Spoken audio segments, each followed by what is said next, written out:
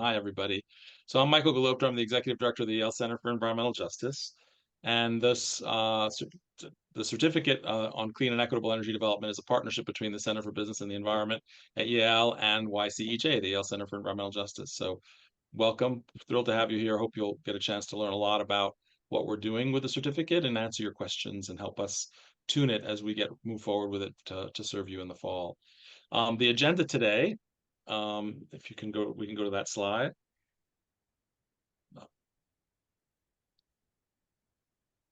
Claudia, can we go to the next? Yeah, there we go. Thanks. Next one. So the agenda today is, welcoming, which is what we're doing right now. We want to try to cover what the CEED program is about and why it's important. Um, Stu will cover quite a bit of that. It'll come back to me. We'll talk about the curriculum that you'll experience within CEED, and look into the energy justice and clean energy development courses, and then talk about the broader context of the program, the kind of communities we're going to build, the kind of commitments we have to you, and the opportunities we hope the certificate will generate for you and for the world. And then open it up to Q&A and hopefully have a live discussion about what we're doing here and what you can expect and what we can learn from you as well. So excited to spend this hour with you all. Next slide, please. So the really the question of sort of what is CEED for is really what I want to cover here. First of all, we're in a really I taught this semester. I taught a energy justice seminar in person at Yale for probably, I guess, the fourth time at the School of Environment's History. And one of the things that struck me, and I think is critical to understand what the certificate program is about, is how we're really undergoing a sea change in our understanding of energy justice, and really a sea change in how broadly we have to think about the rewiring of the energy system, both in the United States and globally. So CBAY, in a visionary way, before I even got to Yale, started moving the ball based on its deep experience in the financing and developing clean energy certificate program in this direction so that we could have an offering specifically tuned to these kinds of new developments around equity and justice in the energy field.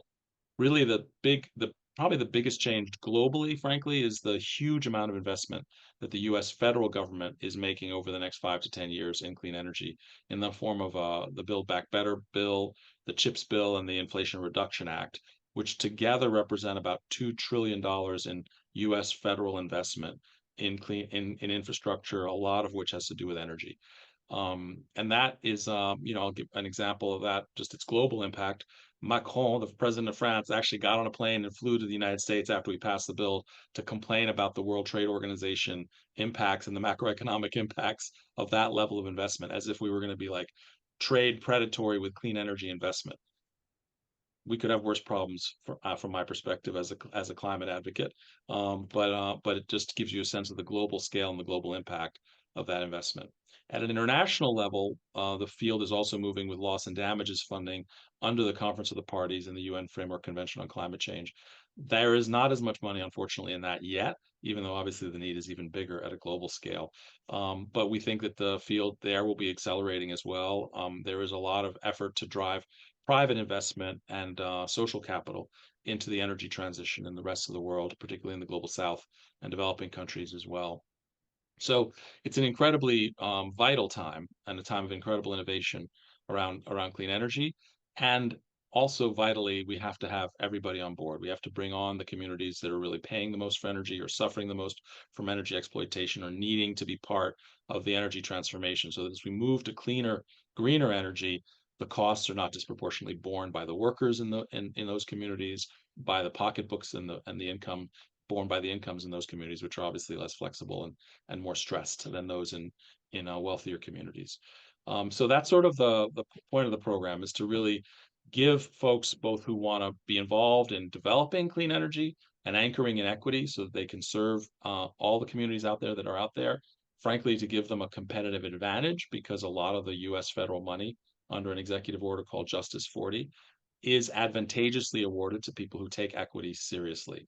So this is potentially a moneymaker for those of you who are actually already in energy development, is to get this kind of certificate and to score more highly, for example, on the RFP scores that are going to be given to people who are applying for this money. They could say, hey, we have a developer who has this kind of training. They're going to be, you're going to have a competitive advantage because the federal government is trying to ensure that 40% of the benefits from all that money go into disadvantaged communities. And that's a lot of what we're going to be talking about in this certificate program. And the other big audience is those folks in the frontline communities, in communities that have to green, that are wanting to green, and that are struggling to have the capacity to really own, ideate, finance, and think about how they develop their own clean energy future, and also prepare for that investment, both in clean energy and in resilience.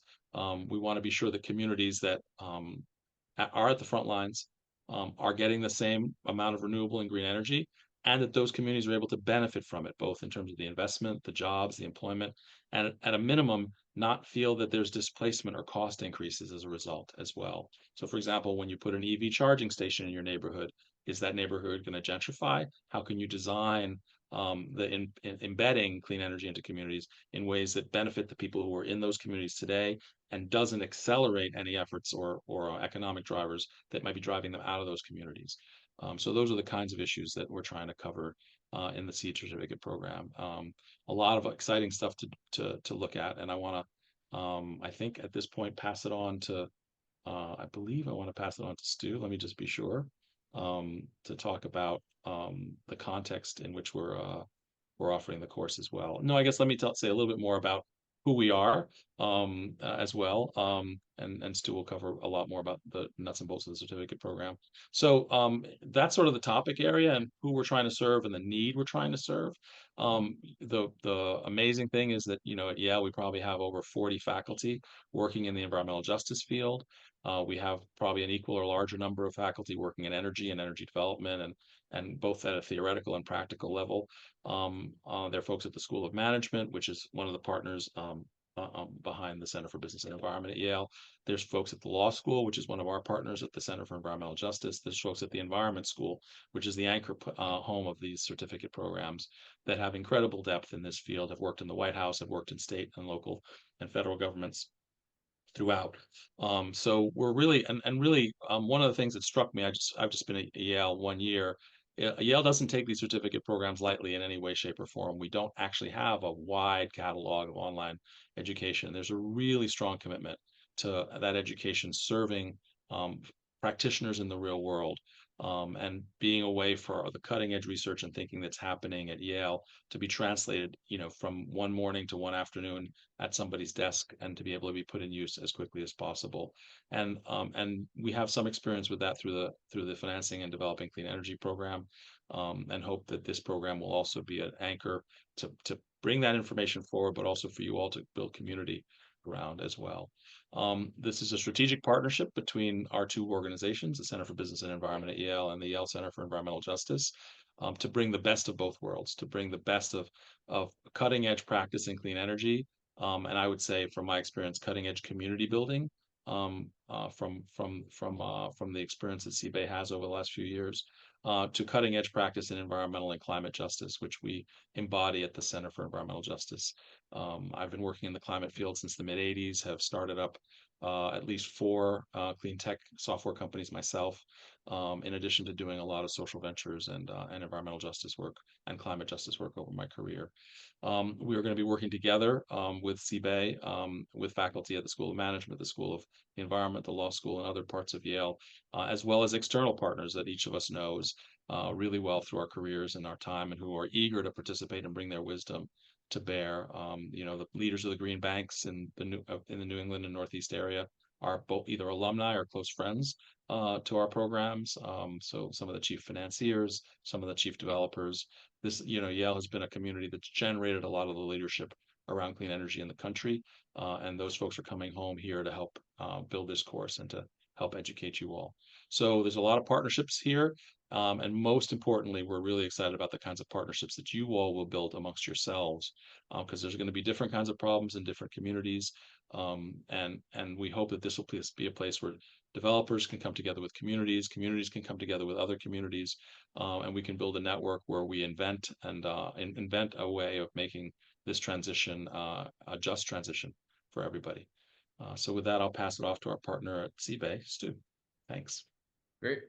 Thanks, Michael. And yeah, when Michael mentions rewiring the system, I mean, well, we start with a premise on why we build these programs, why we build these online certificate programs for professionals, and why we've done them in a limited, highly dedicated, and targeted way is because our theory of change is that the people that you see in the chat with those roles and positions that you see putting in are the folks that are going to rewire the system. That working professionals are this kind of group that is going to take education that they use, that they learn today, and be able to put it into practice tomorrow. And it's our responsibility here at an institution that is a public good to be able to distill and take all the best things that we have here, and be able to condense them into a form in the kind of learning increments and time available for somebody who is 35 and has 2 kids, or 45 and has a really dedicated job, or 55 and is, just trying to figure out how to reinvent parts of their career and reinvest in this, and where we can take 5 hours a week and turn that into things that you can use the next day, is where we've done our job through the university. And this certificate program is going to be run 2 times a year. It's 12 weeks. We'll get into the course structure and approaches. It's about 5 hours a week, 4 to 5 hours a week of time commitment.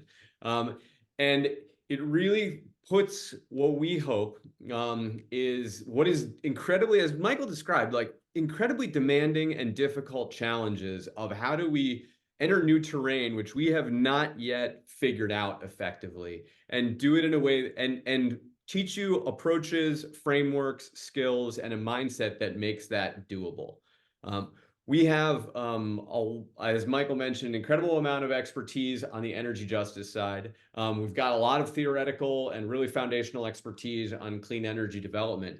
And we also learn from and know what we don't know and where we need to access and get in more information, individuals and people. So what you'll also see in this program in the design is a very intentional and heavy weight on the expertise and insight of people in the clean energy development community who've been doing this over decades. Because that's not something we have in academia, but we do have it through our alumni network, through the network of partners that we've engaged with over time, and the people we learn with and from.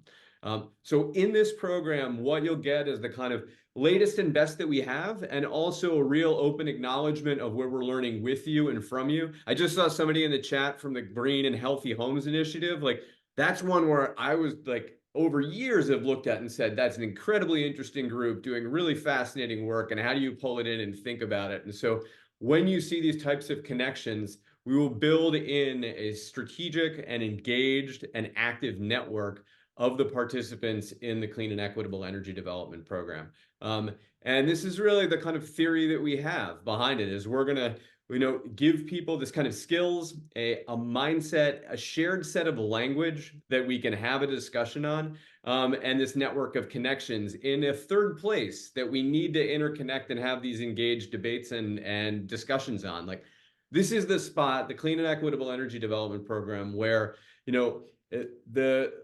a leader of houses of worship in an area is going to be able to meet the policymaker who understands how the money is actually going to flow in. And you've got one side getting project ready and one side that's understanding the implications of energy justice much better. You would have, community health networks who are getting prepared to be the project partners, or school districts who are meeting the developers, or the folks in their local investor-owned utility or public utility, who are trying to enable the flow of dollars into those programs, who are trying to figure out how to get things project ready. Like, we need this spot where everyone can come together and have a shared dialogue and conversation. And so, what does that look like? And we can go to the next slide here, Claudia. We'll have questions. You can put them in the chat right now if you have questions, and then we're going to have a whole Q&A section at the end. So, one of the elements that is really critical. And as Michael mentioned, you can see this in the United States right now through the Inflation Reduction Act. And let's just look at that, for a second. Within the last month, $37 billion of grants have been awarded.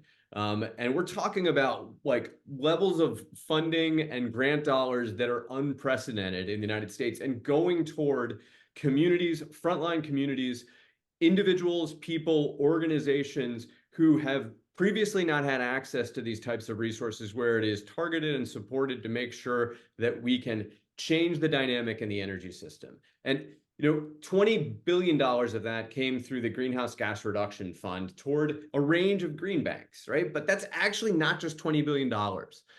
When the Connecticut Green Bank has deployed capital, and we're close partners with them and have been amazed by their kind of success and experience, there's been a 7-to-1 leverage ratio. So for every $1 billion of public capital that we're deploying, another $7 billion of private capital is there. So $140 billion of potential funding coming through just through this one mechanism. And we've got this vast flow of money, but where are we training people? Where's the human capacity, the kind of interconnection, our ability to make sure that that money is deployed in the most effective, successful way in the communities that need it most? And so there is a huge market for employment and skills and job opportunities that we see growing out of this, which we at the Yale Center for Business Environment and the Center for Environmental Justice want to meet. We want to be able to support that human capacity as it gets built and be able to scale how we train people in a flexible online format, which we can offer to more people than we ever could if we were here just teaching people in person. To the folks who are receiving those dollars, getting ready for those dollars, building those projects that are out in the field. Next slide, please. So what does it look like? Like, all right, so put yourself in a position, you're applying to the program right now, you're getting your application submitted, you're putting it in. And then, this summer you receive an acceptance letter and you're getting excited. In the fall, you're going to start. And we run this 2 times a year. And so the first, you'll come in and you'll have a synchronous orientation. You'll get to meet these other 75 to 100 people in this first cohort from drawn across the United States, different sectors, functions, areas, thinking and figuring out, okay, what are their roles? How do they work on this? What are the ways across sectors that we can work together? Then we'll have 2 self-paced courses over 2 weeks. If you need a refresher on the foundations around energy systems, we've got that built so you can get engaged, involved, primed on that. Also then the foundations of environmental and climate justice. And just hat tip to Michael, you can go see some of these energy justice seminar series talks that he's been hosting and leading, like online. We can drop that in the chat. You can already start getting prepped on some of these things and having some of the really interesting conversations and dialogues that Michael's been hosting. So these 2 start over 2 weeks. And then you go through this paired 2 key courses on energy justice and clean energy development. And when we started building the financing and deploying clean energy program for working professionals, we saw both of these as massive gaps. First, that there was really wide and very differing understanding or no understanding of what energy justice was and how it could be applied broadly. And there were incredible people who were doing amazing work trying to make that happen, but it wasn't broadly understood. And then on clean energy development, academic institutions weren't teaching it. Like, we weren't teaching the process of how do you do interconnection? Where do you get the finance? How do you do the site selection? What are the ways you're going to create offtake agreements? Like the real hard nuts and bolts work of getting these done. Like, what's the framework, process, and approach? And so that's what we've done in these courses to be able to build an integrated 2 5-week courses that then combine these critical skill sets. And we think with that, we're not going to be able to, take people all the way to being like expert clean energy professionals. We understand and know that, but that shared language, that ability, that understanding to be able to get project ready or to be able to get community ready on how you're able to engage with the people who really need your kind of humility, understanding, and deep listening when they're trying to figure out how to make these projects work in the places that they need to, is where we'll start. And so the curriculum is also informed and engaged by the people that are in it. Like, our programs have always gotten better each iteration by incorporating and learning from the people who are doing this work. Because as we mentioned, like, this is new terrain. Most of the examples that we'll be giving you from the clean energy development side are from like grid scale applications where people have done massive projects over and over again. And we're not looking to scale, out those types of projects. We're looking to almost downscale and scale out a different set in wider sets of communities with more distributed investment in different ways. And that's going to be a really interesting challenge, conversation, and learning experience. So we're pumped, and we like working together, and we love learning from you all. So it's going to be a real treat to have this first cohort start. So next slide, and I think this goes into Michael, where he can talk about the specifics of the energy justice course, which he's teaching or has been teaching right now. Yeah. Thanks, Stu. Yeah, as Stu they laid out the overall curriculum, you'll start with foundational work in energy and environmental justice to get sort of a good baseline, and then we dive into energy justice in the course, and really give you a really grounded understanding of what's happening with respect to energy and disadvantaged communities and questions of justice today. And really, the big change, as I mentioned earlier, is that we're kind of moving from an era of being concerned about this, wondering what to do, taking incremental steps, to really an era where there's a lot of resources devoted to get it going straight at energy justice, both at the federal, U.S. federal level, through to the Justice 40 requirements that require that 40% of all that trillion of all those trillions of dollars, 40% of those benefits flow to disadvantaged communities. How do we do that? What does that look like? How do we define disadvantage? How does it play out in the energy field? And how do we start to remedy it?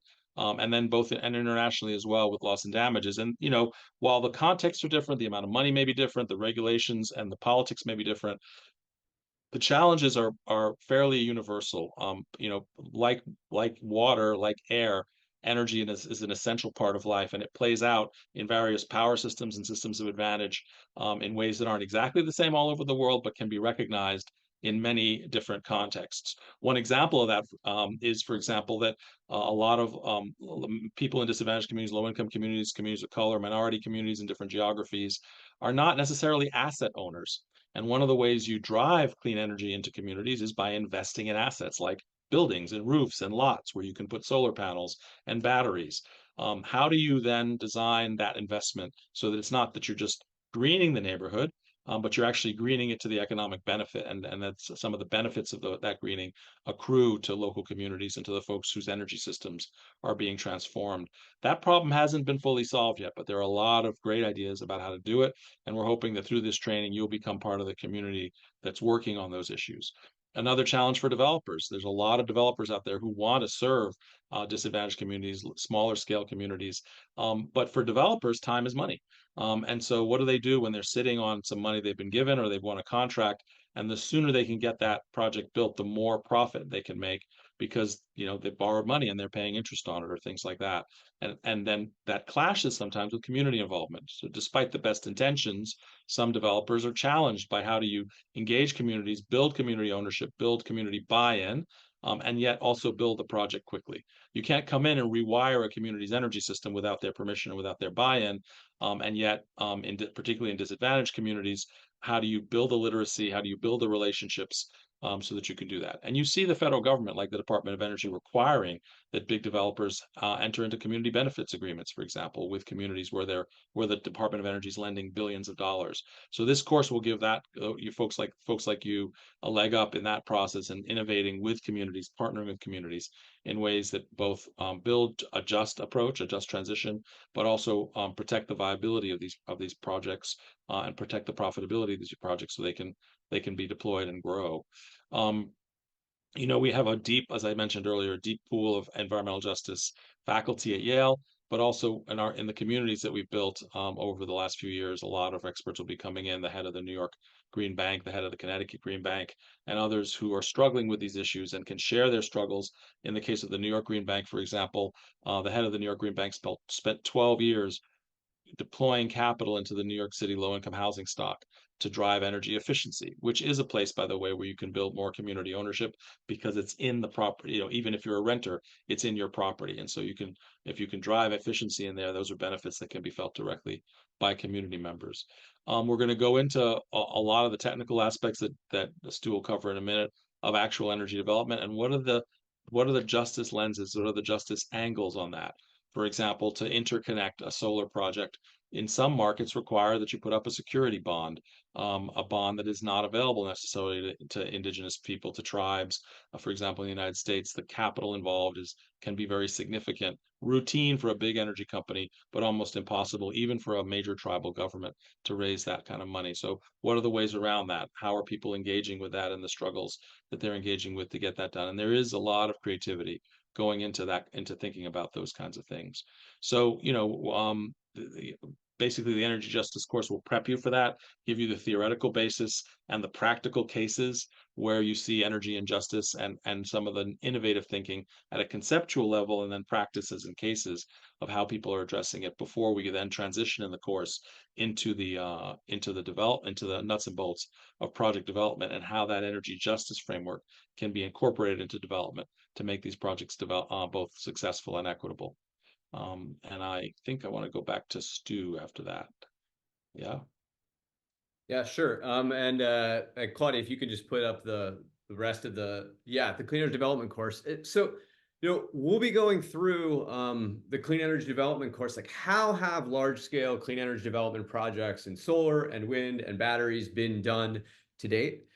Really giving people the kind of frameworks and tools and skills of like, this is how this process works. Like, let's make something that is opaque and maybe not as understandable, clear and step by step and understood by a wide range of folks, right? Like, how do we think about what does the development and site selection process look like? What are the project financials that have to get set up initially to kind of make sure that people are comfortable with this type of investment and deal? What are the origination and offtake agreements that happen? How do those get set up? Where are they structured? How are they structured for wind or solar or another type of technology?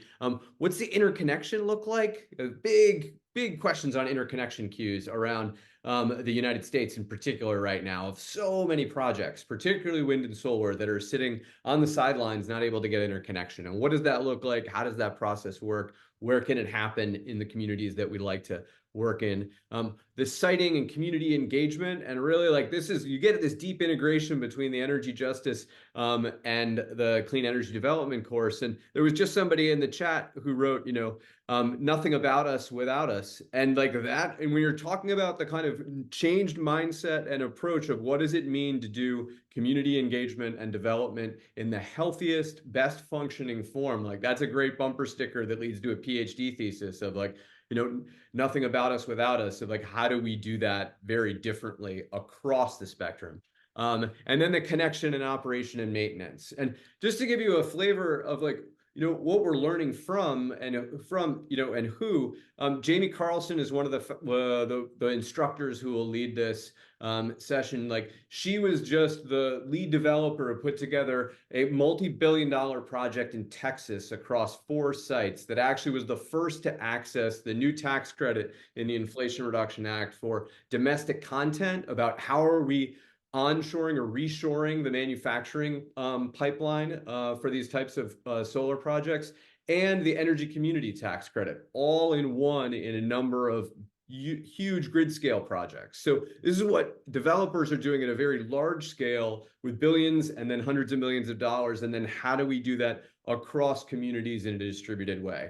Coral, who I'm going to turn it over to, has been the architect and designer of that course. And she's going to also walk us through the kind of all right, so if you're excited about this and interested in this and engaged, like what does it look like to apply, understand the process, be able to move on to the next steps? Yeah, great. Thank you so much, Stu. So, right, let's start at the beginning, the application. So applications are open now. This is an admissions-based program. And really what we're looking for in an application is an understanding that, one, that you're going to be okay with the math. There's going to be some math there. There's going to be a little bit of science. I mean, this is truly interdisciplinary, right? So we want to ensure that you're going to be able to succeed in the program. The other element of it is we really want to understand your motivations for joining. Do you have an opportunity to be able to implement this program right away, in a few years, or further down the line? Those are the kinds of things that we're looking for. We are also wanting to create a really diverse cohort for you to join. And so those are some of the elements that go into our decisions on the admissions. We're really not looking to exclude a ton of people, but we do need to manage our cohort size so that we can really deliver to you a highly engaging, high touch program. So please fill out the application. I hope it's not too onerous for you. There are some short essay questions. That's where you can really bring out your story of you and your motivations and how you intend to utilize some of the knowledge and the networks that you'll be gaining through this program. And applications are due by June 10th. We had another question in the chat about the cost of the program as well. The tuition is $4,500 US, and there are scholarships available. So again, spend time on those essays, including the scholarship essay. That's all you need to do to apply for a scholarship is fill out that essay and bring to light your story. We're really excited to meet you. So imagine Well, if I could just say something, we are also on a separate front. There are a lot. Some of you may already be benefiting from some technical assistance money that the federal government has put out through 17 technical assistance centers around the country that EPA has funded. And we are in separate conversations with the leadership of those communities. So if some of you are in those communities, you may want to go to the leadership of your they're called Thriving Communities Technical Assistance Centers, and see if they are going to participate and help sponsor folks as well in this program. So we're trying to source resources for different kinds of communities in a lot of different ways. So back to you, Carol. Yeah, no, that's a really great point, Michael. We also highly encourage you to reach out to your employer for a couple of reasons to gain their support for your involvement in this program, whether that be through tuition support or providing you the hours during your regular work week to engage with our live sessions and the content. And so we do also have some template emails to help you get that conversation started. So just reach out to us if you need some assistance in getting that conversation started. And so it's really great to talk to your employer now and your coworkers about your excitement and interest in your application to this program. They'll be a vital source of support for you throughout. So let's imagine you've applied by the deadline, June 10th, by the way, and then you're accepted and you've enrolled in the program and you're ready to get started. What does that look like? So we have a regular pacing to the program. This is, again, as Stu mentioned, we've designed this program to be highly engaging. We've learned a lot from our other online certificate programs and the way that we've designed and deliver the lectures and the content for you. So you'll spend about 4 to 5 hours a week on the content, and that's for the required content. Many times people will get really interested in the content and what's going on. I mean, I find it particularly inspiring. And so you'll find often that you'll end up spending more than 4 or 5 hours diving into the optional resources that we provide you, into different live events that are shared and other opportunities for networking. So minimally 4 to 5 hours, you can get everything that you need accomplished in the required elements for this program. And what does that look like while you're in there? So that 4 or 5 hours is made up of about 2 hours of different engagement activities. So these will be readings. They could be peer-reviewed journal articles, or they may be news articles. There are some short quizzes to help you test your knowledge and understand that you're really getting the main takeaways that we want to make sure that you understand. Then we have our lectures, and we understand that sitting down for an hour-long lecture every week is challenging. So we've split up our pre-recorded lecture videos into these 5, 7, sometimes 10-minute segments, and then intersperse them with engagement activities. And these short lecture videos you can download, you can view them on your mobile device. We are also seeking to expand our offerings so that there are podcasts or written transcripts, slides that you can download for everybody. Everyone has a different learning style. So we are continuing to evolve in that element so that we can meet your unique learning style and help you really leverage the content that's here. And then each week we will get together for a live session. This is the synchronous element of it. They're currently scheduled for Tuesdays at noon. You'll get online on Zoom in a meeting. So everybody's cameras are on. You're able to ask questions and engage with the faculty who deliver a lecture or with our guest speakers. So you'll be able to engage with a number of different folks from different backgrounds who are really out there doing the work right now. And what they bring to that classroom are the things that you can't learn, the stuff that you're not going to be able to Google. They bring you that industry insights. What are those challenges that they're really struggling with on the ground? What are some unique innovations, approaches, and successes that they've had recently, and then prompt you to bring in your own experience and your questions about those and figure things out together. So that's a typical week in our program. And then that's the sort of required content. But there are a number of different, let me back up a second. So one real key element of this program, right, is that you're learning from the public goods of Yale University. We have these wonderful experts, both in the industry, but also on campus, that are bringing this knowledge to you, giving you those key approaches, frameworks, and points of leverage.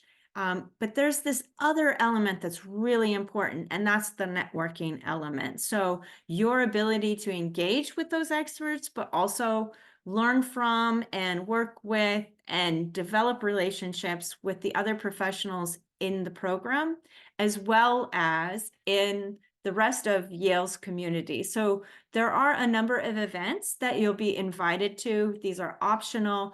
To really help you gain a bit more access to the rest of the Yale clean energy community. So folks who have taken other online certificates, or faculty who are teaching and researching on clean energy, master's students, PhD students, undergraduate students, and the Yale Alumni Network who have been working in environmental justice, climate justice, clean energy development, and so on. So there are a number of different ways we try to connect you to that network and help support you in that network. One is we have events. So Claudia, could maybe go to the next slide? So as we mentioned earlier, Michael is teaching a course on energy justice. For students, these are graduate students who are enrolled in a full-time degree-bearing program. They're earning some 1.5 credits to participate in this course. But Michael's been generous enough, and he realizes the opportunity to open up those sessions, those class sessions, to the public. And so that's just one example of something that people who are enrolled in our online programs will be able to tap into, engage with, and learn from as well. Next. We also, the Yale Center for Environmental Justice, hosts a number of really phenomenal top-class in-person conferences. And so those you'll be invited to as well, happen on an annual basis. Next. And then CBAE is a partner with the Yale Clean Energy Collaborative and hosts an annual clean energy conference, super high energy. I just can't tell you how wonderful it is to be able to participate in this conference. So I highly recommend that you come to this conference. You'll have the opportunity to meet us in person. You'll meet the people who are in our other online certificate program in the Yale Financing and Deploying Clean Energy faculty. There's a lot of action happening, new ideas being talked about, and projects and partnerships that are formed during that time. If I could just say, we're also this fall we're going to be having a panel on at during Climate Week at the Yale Club in New York City on the business of climate justice, which will include some major multinational corporations as well as some investors from around the world who are focused on this issue. And this year's Environmental Joy Conference will be November 8th and 9th as well. So there's there'll be a lot going on this fall, particularly. So how do you find out about these events, get the invite, register? So there's two ways. First thing, before you're enrolled in the CEED program, you can go to the CBAY website or the YCEJ website and sign up for our newsletters.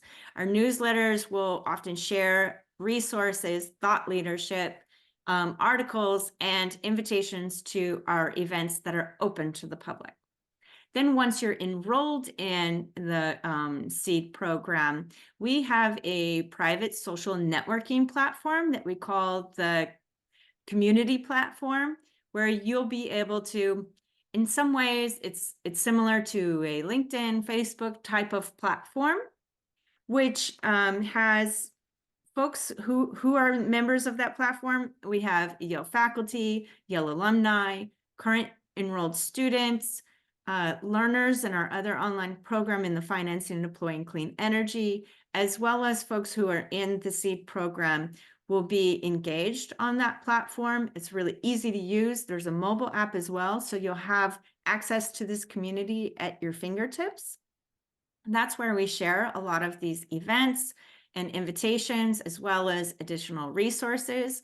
There's a really great platform for sharing job opportunities, as well as just putting a question out there to the community, asking for help, offering your help, and creating independent sort of meetups wherever you go. So if you're joining the Verge conference in California, you can say, hey, I'm going, who else is going? And put the feelers out there, and then go have pizza together. So next. Nope. So I think before we get into this, I did want to make sure we have just about 10 minutes left in this session. So I did want to make sure that we had some time for some questions for you all. And Claudia, why don't you just take off the slides and we can just chat as a, yeah, there we go. Great. Well, Claudia, Chiara, do we have questions? What do we got from the group here? We got questions about Pepe's. Listen, the whole New Haven pizza thing, I want to settle the debate on this. They're all great. And this is like what we also, let's connect this to like the clean and equitable energy development things. Like we need like clean and equitable energy development everywhere, whether it's batteries, wind, solar, electric vehicle charging stations, the rewiring of the system has to happen everywhere. All of the pizza is good. Can't pick a favorite. They're just all amazing. It's a network and a cluster of amazing pizza makers. We're going to create a network and a cluster of amazing energy rewirers of the system. And you're not going to be able to pick your favorite flavor of like, clean energy community or like a, deep investment in a place that needs it most. You're just going to be happy it's there. But Brian, I appreciate the question. And we do have some questions on the chat. The first one that I want to bring up is about scholarships. So what's the criteria to apply for scholarships? Coral, if you can talk a little bit on that. Sure. So the criteria for scholarships is very similar to the application to the program, right? Tell us your story. What sort of ways have you demonstrated impact or engagement in this arena so far? Tell us a bit about your motivations for this program. How would scholarship support better enable you to participate and really implement and have an impact in the world?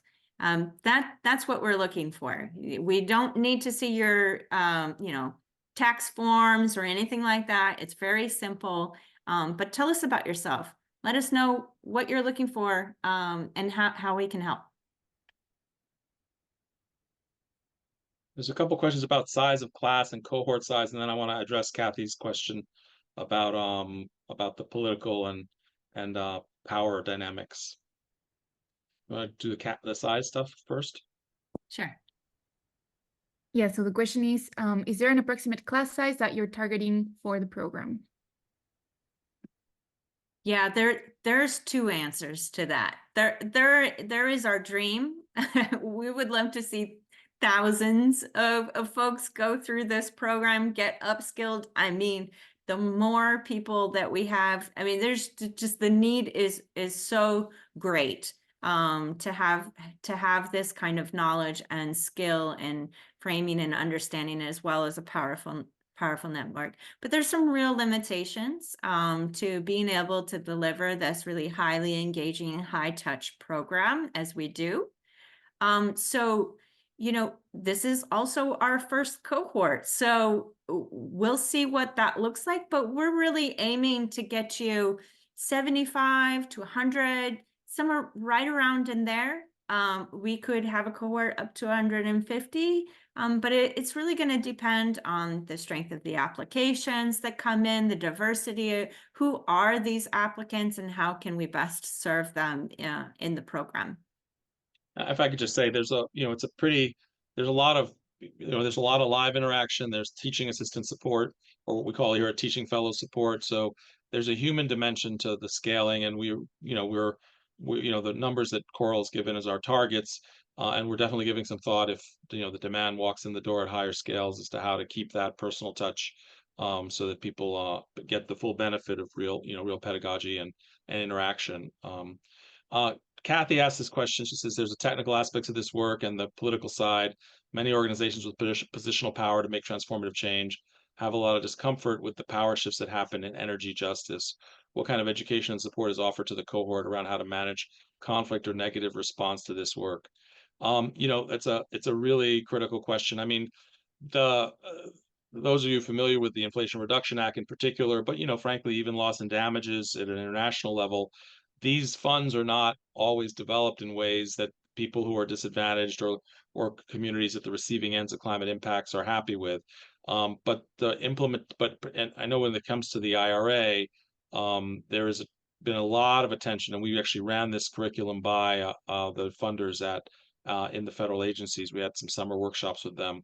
If you're following how the money's being distributed at the federal level, there is as much attention as can be paid, I think, by the federal government, and their hands are tied in a number of unhealthy ways to getting the money out to communities and building power in communities as this money is spread out there. But that being said, once the money's out there, there are power dynamics. We've heard stories of, solar developers, for example, who are really committed to this, but also not really used to speaking to low-income housing developers in a way that's on an equal footing, or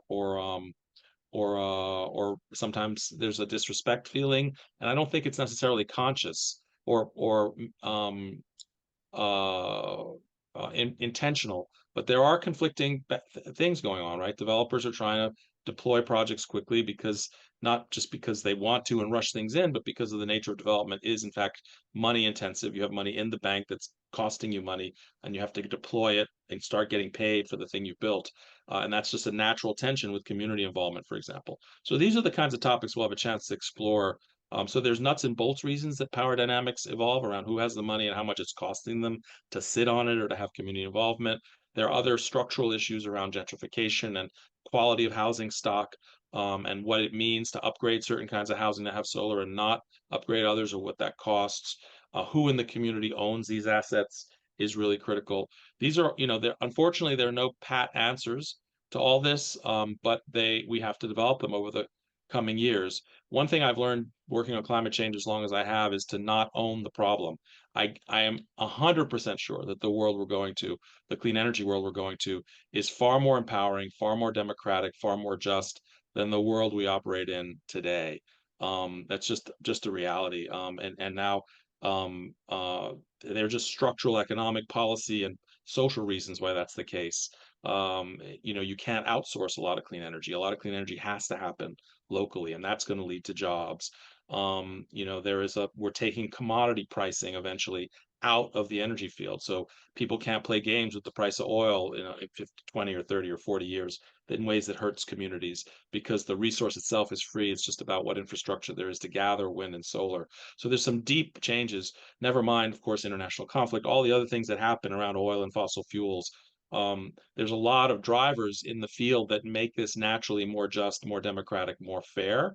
So we're kind of pushing boulders downhill, but we're not quite sure how to yet. So by being in this certificate program, you'll be part of helping to make that change. I hope that answers the question. Did we mention that Michael is one of the lead faculty members for the Energy Justice course? So if you're interested in those like types of really fascinating like deep dives and interconnections that he just gave you in 3 minutes, like think about that over 5 weeks. Awesome. Let's see. Well, Paulina had a question in the chat. Oh, there's another one. Are there other ones, Kiara, that we have from the crew? Yeah, there's others in the Q&A, but Paulina's came first, so maybe we can answer that one. And she asks, does the program share examples from other countries, thinking about the Global South mainly, to learn about lessons, challenges when implementing clean energy projects with free, prior, informed consent of communities, or is it mainly focused on the US? Yeah, it's a great question. And like, I think goes to where we kind of ground ourselves in both the sort of humility and like honesty of where we're hitting things and where we're not going to on specific spots. Of like the majority of examples that you will see in the clean energy development course are going to be like North America, US based, focused on kind of larger scale projects. Because right now we don't have as many of the teachable examples from the other elements in the system that we would want to. And so we'll be kind of learning, developing, building those in over time. But it is primarily US based in terms of the development process, which there are some similarities and there are some differences, obviously, across the globe. So that's something that we want to be really clear on. And then, Michael, in terms of the energy justice course, like the balance of content between domestic and international, how would you characterize that? I'd say it's about 30, 35% international, and about 60, 65% domestic for now. Obviously there are different issues in different places, but things like indigenous sovereignty, there's definitely applicability and lessons to be learned from different geographies. Just what happens in low-income communities and things like that. Also, the questions of ownership are somewhat applicable all over the world, just obviously different in different contexts. There's a great question from Christy Matthews. Maybe we could talk about, she's a sustainability commissioner for her town, but professionally a director in marketing and healthcare and wanting to make better recommendations. That's very much the target audience. I mean, the reality is you're going to be in this 12-week course. That doesn't mean you can just immediately go raise money and put a solar panel on a giant facility in your town. That is it's really more, can you ideate it? Can you understand the context? Can you find the money, the contractors? Can you really own the project intellectually? And not necessarily have to be the person who's actually directly deploying it. So you are very much in the sweet spot here, so that you're able to deal on even footing with government, with funders from the government, with developers, and you get the context in which they're operating, and you can be a guiding hand over projects that are local to your community. That's true for community groups as well, not just people in government, but and this is a big issue in energy justice is the capacity of state and local governments to take the money quickly from the federal government. There is a huge amount coming, and the Bloomberg Philanthropies just put $200 million into building capacity in just 25 U.S. cities to take that money. So there's a real need for government officials and community leaders around the country to be literate and to accelerate this process.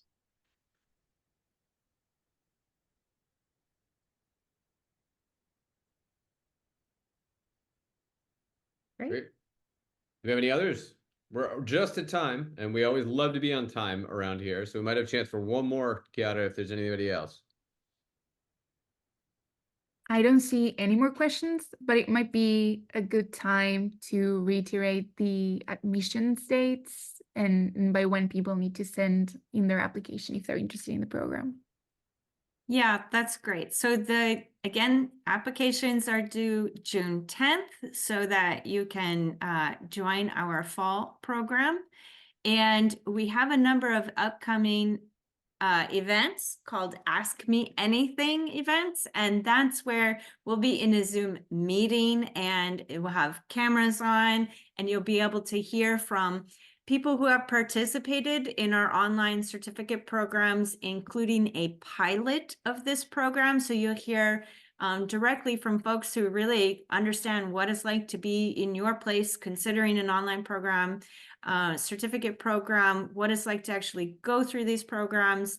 And it's a wonderful place to get your questions answered and also just to meet other folks that are amazing like you and for us to meet you. So I really hope to see you there. Thanks for joining us, everybody. Absolute treat. So long. Thank you. Look forward to seeing you in the program. Take care.